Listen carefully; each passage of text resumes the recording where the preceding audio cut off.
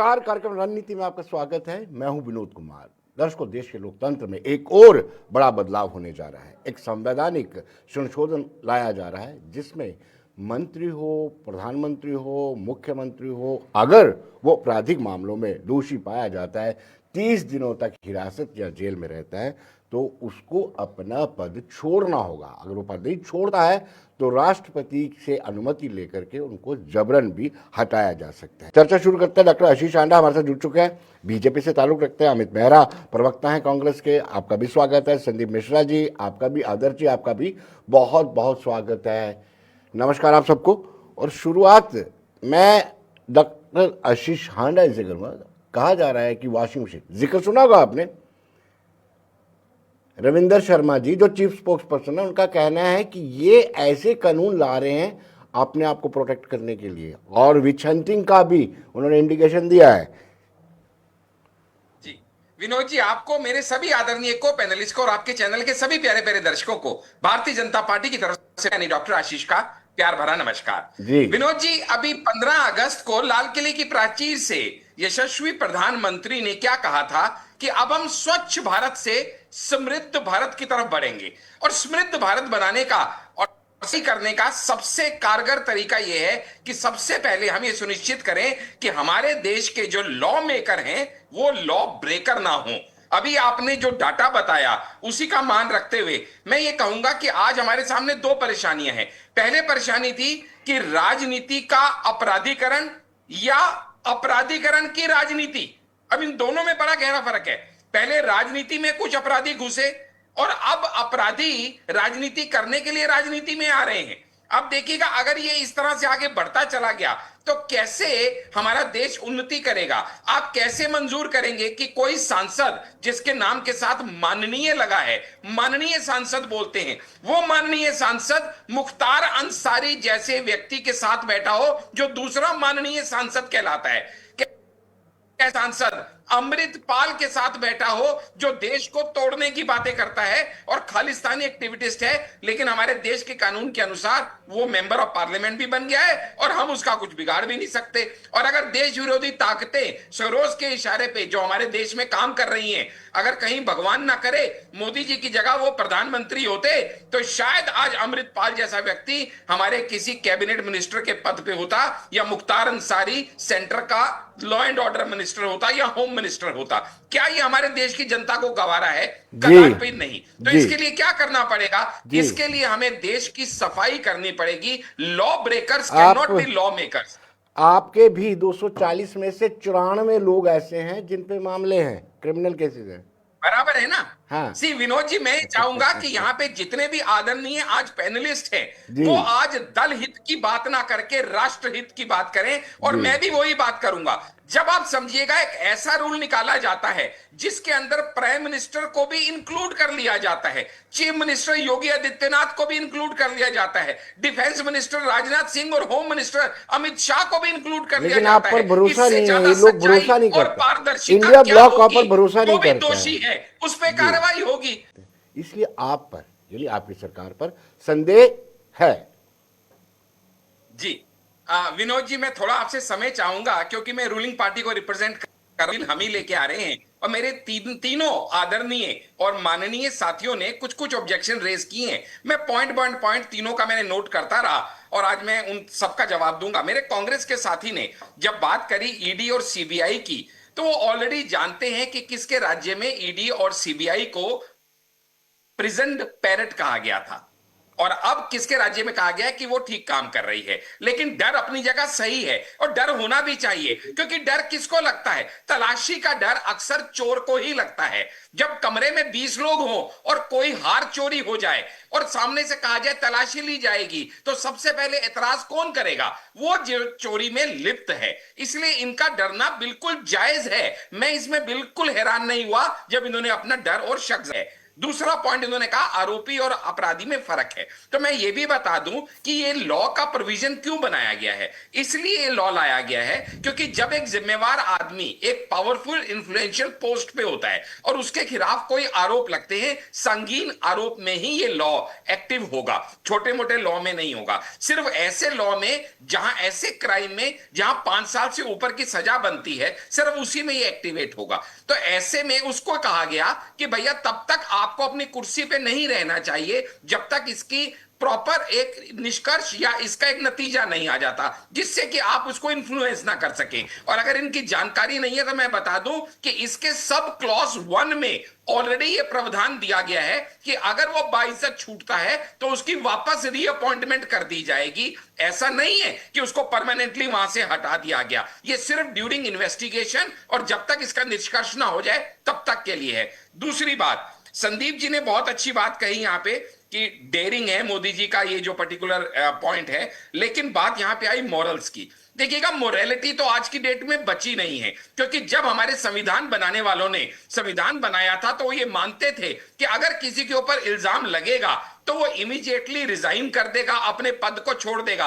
और ऐसे कई गरिमापूर्ण एग्जाम्पल हमें पास्ट में देखने को मिले हैं। लेकिन केजरीवाल जी ने पिछले कुछ दिनों में जो एग्जाम्पल सेट किया, जो मोरालिटी की डाउनफॉल दिखाई, जब उन्होंने जेल से सरकार चलाने की बात करी, देश के पहले एक्टिंग सीएम बन गए जिनको एक सीएम को जेल में जाना पड़ा क्योंकि उन्होंने रिजाइन नहीं किया। तो ऐसे में मोरालिटी गिरती देख के अब जब अपने आप कोई रिजाइन नहीं कर रहा तो इसलिए इस लॉ को लाने की जरूरत पड़ी। इसमें भी 2 प्रावधान है, अगर वो खुद रिजाइन कर देता है व्यक्ति, बात खत्म, नहीं करता तो 31वें दिन उसको हटाने की प्रोसीडिंग स्टार्ट होंगी, वो भी प्रेसिडेंट की परमिशन के साथ। इसके लिए अमेंडमेंट किया कॉन्स्टिट्यूशन में। तीसरी बात, आदर्श जी ने जो बात कही, भाई क्रिमिनल्स जो हैं उनको आप क्यों इलेक्शन ही क्यों लड़ने देते हो, उसका भी मैं जवाब दे देता हूं। अगर आज हम ऐसा कोई रूल लेके आते हैं कि क्रिमिनल्स को इलेक्शन नहीं लड़ने दिया जाएगा तो सबसे पहले मेरे वरिष्ठ पत्रकार आदर्श गुप्ता जी और पूरी कांग्रेस लॉबी इसके खिलाफ खड़ी हो जाएगी कि आप जिसको इलेक्शन लड़ने से रोकना चाहते हो उसके खिलाफ आपने कोई ना कोई आपराधिक मामला दर्ज करा दिया। आपने बीच में नहीं बोलिएगा सर, रिक्वेस्ट है आपसे। आपने अपने बंदे को हमारे पीछे लगा दिया और उसके पीछे सर अपने चांस आने पे बोले, आदर्श जी अपनी बारी आने पे बोले, आप बहुत वरिष्ठ व्यक्ति हैं, ऐसे डिबेट को डिरेल करेंगे तो आपको पता है मैं भी बहुत अच्छा बोल लेता हूं, लेकिन अपनी बारी में बोलेंगे आज बड़ी अच्छी डिबेट चल रही है तो अच्छा लगेगा। तो ऐसे में तभी भी इल्जाम ये लगेंगे। सी मतलब ये है कांग्रेस का काम क्या है, अब जो देश को किसी ना किसी तरीके बदनाम करना चाहते हैं, इस लॉबी का काम क्या है। इलेक्शन कमीशन पे हम इतबार नहीं करेंगे, ईडी पे हम इतबार नहीं करेंगे, पार्लियामेंट पे हम इतबार नहीं करेंगे, सीबीआई पे हम इतबार नहीं करेंगे, गवर्नमेंट ऑफ इंडिया पे हम इतबार नहीं करेंगे, आर्मी पे हम इतबार नहीं करेंगे, defence minister, external affair minister, किसी पे हम इतबार नहीं करेंगे। हम हर चीज के ऊपर कोई डाउट क्रिएट करेंगे। भैया डाउट क्रिएट करना तो ये डाउट मन में रखते हैं। हो सकता है आज डिबेट में विनोद जी आपको बोलने ही मेरा ना दे, साहब से पूछ लेते हैं, मेरा साहब से पूछ लेते हैं, उनको डाउट क्यों रहता है। मेरा साहब आपको मिसयूज तो हर चीज को किया जा सकता है, लेकिन कोई भी लॉ, देखिए चाहे वो डॉवरी का लॉ ही क्यों ना हो, हर लॉ को यूज और मिसयूज किया जा सकता है, लेकिन वो मिसयूज ना हो वो देखने का काम तो एक सचेत और जागृत ऑपोजिशन का है। आप अपना काम निष्ठापूर्वक पूरा कीजिए, जहां रूलिंग पार्टी कुछ गड़बड़ कर रही है आप उसको अपोज कीजिए, जहां आपकी नहीं मानी जा रही है आप पार्लियामेंट में बात कीजिए, लेकिन पार्लियामेंट के समय में सवाल उठाने की बजाय, पार्लियामेंट के समय में चर्चा करने की बजाय 18 से 20 लाख लोगों ने चुन के एक एमपी को भेजा और वो एमपी क्या कर रहा है, 300 एमपी मिलके सड़कों पे उतर जाते हैं जबकि पार्लियामेंट ऑन है और संवैधानिक संस्था दूसरी इलेक्शन कमीशन के ऊपर तोहमत लगाते हैं, इंटरनेशनल वर्ल्ड के अंदर अपने देश का मजाक उड़ाते हैं। और जब वही इलेक्शन कमीशन आपको चर्चा के लिए बुलाती है तो मुंह छिपा के भाग जाते हैं। जब पार्लियामेंट ऑन है चर्चा करने की बजाय आप बिहार में रैलियां निकालने चले जाते हैं, ये शोभा देता है क्या लीडर ऑफ ऑपोजिशन को? करिए ना, 3 दिन बात करते, मैं तो सिर्फ ये कह रहा हूं, और कल का दिन रह गया पार्लियामेंट का, उसके बाद बिहार में यात्रा करो अगले 6 महीने, कौन रोकता है आपको? लीडर ऑफ ऑपोजिशन की गरिमा है सर। मैं आपको बेनिफिट्स बताऊं लीडर ऑफ ऑपोजिशन के कितने हैं। आप क्या समझते हैं कि प्रधानमंत्री की अपनी गरिमा नहीं है, होम मिनिस्टर की अपनी गरिमा नहीं है, राजनाथ सिंह जी की अपनी गरिमा नहीं है? उस गरिमा क्या अनुसार बात वो कर रहे काम हैं नहीं करे तो उन्होंने आप जो आवाज उठाएं, पर वो पार्लियामेंट में तो जो जाएं, बयान देते हैं, आवाज तो वो जो पार्लियामेंट में बयान उठाएंगे देते ना। हैं, हांडा साहब बहुत नैतिक बात कर रहे हैं। हांडा साहब, मैं बस 30 सेकंड। हांडा साहब बहुत नैतिकता की बात कर रहे हैं। अच्छा ये होता, गांधी जी ने एक बार मीठा छुड़वाने के लिए पहले खुद मीठा छोड़ा और फिर बच्चे को कहा कि जी बेटा मीठा छोड़ तो सर खाना इस खराब रूल है। में पीएम मैं को भी बीजेपी तो को कहना लपेट रहे चाहूंगा कि हैं, 2 मिनट चुप पीएम कीजिए को हांडा साहब। एक्सक्लूड तो नहीं किया, हांडा साहब होम 2 मिनट मिनिस्टर को दीजिए, एक्सक्लूड तो नहीं किया, मुझे 30 डिफेंस सेकंड तो मिनिस्टर पूरे को करने एक्सक्लूड तो दीजिए। नहीं किया। ये रूल अगर हम हांडा सिर्फ साहब 30 स्टेट्स के सेकंड लिए पूरे लाए करने होते दीजिए। तो आप कहते कि भैया सेंटर के लिए तो लाए नहीं, स्टेट के लिए ले आए। जब हमने कहा कि इसके लिए सेंटर और स्टेट दोनों इसके प्रीव्यू में आएंगे तो आपकी ऑब्जेक्शन खत्म होगी ना मेरी सरकार। था डिबेट शुरू होने से पहले। अच्छा ये था कि सबसे पहले उनको बर्खास्त करते, फिर आगे की बात करते। आपकी नैतिक तो सर सब्जेक्ट थी। उसमें तो आपके लोग भी हालांकि आते, हम इस हमारे बिल के लोग भी समर्थन आते। में अभी तो यहाँ पे सिर्फ ये कानून बनाने की बात हो रही हांडा है साहब आप कि बोलने जिनके दिया क्रिमिनल कीजिए, अगर हम उन्हें बहुत ही बर्खास्त इंटरव्यू कर आप देते डिबेट को तो आप तो सील अगले करना 10 साल चाहते तक हैं। पार्लियामेंट ना चलिए चलने संदीप जी, देते। मैं आपसे, हांडा साहब आपका भी धन्यवाद जी कर दिया उन्होंने, लेकिन डाउट जी जाहिर किया जी, है कि विनोद जी ने बड़ा हाँ। पक्षपात किया, सबका धन्यवाद कर दिया। चलो झूठे मुंह ही मेरा भी कर देते, झूठा मुंह ही मान रख लेते। खैर नहीं आओ, देखिएगा मैं यहाँ पे बहुत ही आदर सहित मेहरा जी की बात का सम्मान करता हूं, क्योंकि उनके मन में जो डर है वो डर कहां से आ रहा है हम वो समझते हैं। क्योंकि इस देश में जब जब कुछ अच्छा हुआ है कांग्रेस के मन में डर के बादल आए हैं। फिर चाहे वो ट्रिपल तलाक लाना हटाना हो, चाहे वो एनआरसी लाना हो, चाहे वो सीए लाना हो, चाहे वन नेशन वन इलेक्शन की बात करना हो, चाहे वो यूसीसी लाना हो, चाहे वक्फ बिल को लाना हो, चाहे वो नए पार्लियामेंट की बिल्डिंग बनाना हो, चाहे जीएसटी का लाना हो, चाहे डिजिटलाइजेशन को लाना हो, चाहे टॉयलेट्स बनाना हो, चाहे डायरेक्ट बेनिफिट ट्रांसफर लाना हो, चाहे डीमोनेटाइजेशन करना हो। जब जब इस देश में कुछ भी अच्छा करने का प्रयास किया गया कांग्रेस के मन में डर के बादल छाए। क्यों छाए कांग्रेस के मन में डर के बादल? क्योंकि मैंने पहले भी आपको कहा कि भाई पुलिस सख्ती से क्रिमिनल्स को डर नहीं लगेगा तो किसको लगेगा। इनका जो कहना है कि भी पहले आप एक नजीर सेट करते, एग्जाम्पल सेट करते, हमने किया ना। अभी आपको विनोद जी ने बताया कि सभी पॉलिटिकल पार्टीज के अंदर क्रिमिनल्स हैं, ये एक फैक्ट है, इसको कोई डिनाई नहीं कर सकता। लेकिन इसके बावजूद 70 साल रूल करने के बाद आपके ऐसा कोई एक्ट लाने का, ऐसा कोई बिल लाने की आपकी हिम्मत नहीं हुई। लेकिन मोदी के 56 इंच की छाती ने यह हिम्मत करके दिखाई कि जिस बिल के अंदर चाहे वो प्राइम मिनिस्टर हो, कैबिनेट मिनिस्टर हो, डिफेंस मिनिस्टर हो, होम मिनिस्टर हो, सभी को लपेट दिया कि जो भी गलत करेगा वो इस कानून के तहत आएगा।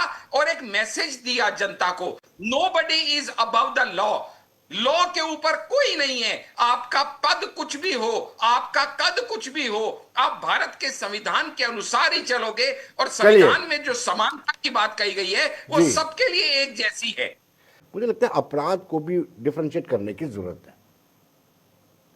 विनोद जी किया है ना। मैंने आदि की गाड़ी चल जाती है तो मैं भी डर गया कि अभी आदि बहुत तेज गाड़ी चलाएंगे तो रुकना पड़ेगा।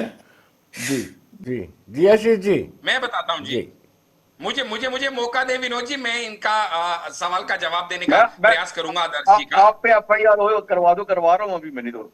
अरे प्रभु कृपा करें। अब बोलने जी, नहीं देते। विनोद जी मैं थोड़ा सा यहाँ पे क्लैरिटी देना चाहूंगा। वैसे तो आदर्श जी बहुत समझदार हैं, बहुत वरिष्ठ हैं, लेकिन मैं फिर भी सूरज को मोमबत्ती दिखाने की गुस्ताखी करने की परमिशन चाहूंगा इनसे। देखिएगा क्या है कि यहाँ पे एक नैरेटिव सेट करने का, यहाँ पे एक नैरेटिव सेट करने का प्रयास किया जा रहा है। जैसे कि अगर ये बिल आ गया, इलेक्शन काम आ रही है जी, अगर ये बिल आ गया तो फिर किसी को भी उठा के जेल में डाल दिया जाएगा और उसका पॉलिटिकल कैरियर जो है वो स्पॉइल कर दिया जाएगा या उसको स्टेक पे डाल दिया जाएगा। ऐसा बिल्कुल भी नहीं है। ऐसा इसलिए नहीं है क्योंकि संदीप जी ने जैसे बताया कि जो अदालतें हैं वहां पे जो माननीय जज साहब बैठे हैं उनके विवेक पे भी आपको इतबार करना पड़ेगा। वो सब जो है मोदी की कठपुतलियां नहीं है, ये बात को मानना पड़ेगा। इसका अर्थ क्या है कि अगर कोई क्रिमिनल केस किसी के ऊपर पड़ता भी है तो पहले तो वो ये देखते हैं कि भैया इसमें 1 महीने की सजा बनती है, 2 महीने की बनती है, 6 महीने की बनती है, 2 साल की बनती है। ये पर्टिकुलर क्लॉज सिर्फ तभी एप्लीकेबल होगा अगर कोई सीरियस क्राइम है, हत्या जैसा, जहां की 5 साल एंड अबव की सजा का प्रावधान है। पहली बात तो सिर्फ उन्हीं केसेस में यह एप्लीकेबल होगा, नंबर 1। नंबर 2, जब सामने वाला माननीय जज साहब ये जानते हैं कि जिसके ऊपर ये केस आया है वो एक माननीय सांसद है या माननीय चीफ मिनिस्टर है या माननीय प्रधानमंत्री है, तो आपको क्या लगता है उन्हें इस बात का बिल्कुल इल्म नहीं होगा कि भाई इस पोजीशन की सीरियसनेस को देखते हुए, उनके क्राइम की सीरियसनेस को मैच करते हुए और इस लॉ को ध्यान में रखते हुए अगर मैं कुछ ऐसा दे रहा हूं और अगर वो गलत देते हैं, मान लीजिएगा कोई पनिशमेंट का 2 साल का अट्रैक्शन है, 2 साल या 3 साल का, और वो 5 साल की या 7 साल की सजा देते हैं, तो क्या लगता है आपको यहां पे बैटरी ऑफ लॉयर्स किसके पास नहीं है? अरे यहां तो आतंकवादियों को छुड़वाने के लिए आधी रात को कोर्ट में बैटरी ऑफ लॉयर्स खड़े हो जाते हैं। यहां पे क्या ये अपने बचाने के लिए बैटरी ऑफ लॉयर्स नहीं खड़े किए जाएंगे? जगह जगह पे मिनट मिनट में संविधान खतरे में है, डेमोक्रेसी खतरे में है। भारत की बातें भारत में नहीं, हार्वर्ड और ऑक्सफोर्ड में जाके लीडर ऑफ ऑपोजिशन करने में शर्माते नहीं है। लेकिन हमें यह भी समझना पड़ेगा कि जिस बेशर्मी से यहाँ के राजनेता मानवीय तुलनाओं को छोड़ के बेशर्मी में उतर आए हैं, उसको भी रोकना जरूरी है। राम रहीम जी की बेल के लिए आप क्या कहेंगे और उनके साथ जो हो रहा है उसके लिए आप क्या कहेंगे, वो जानना जरूरी है।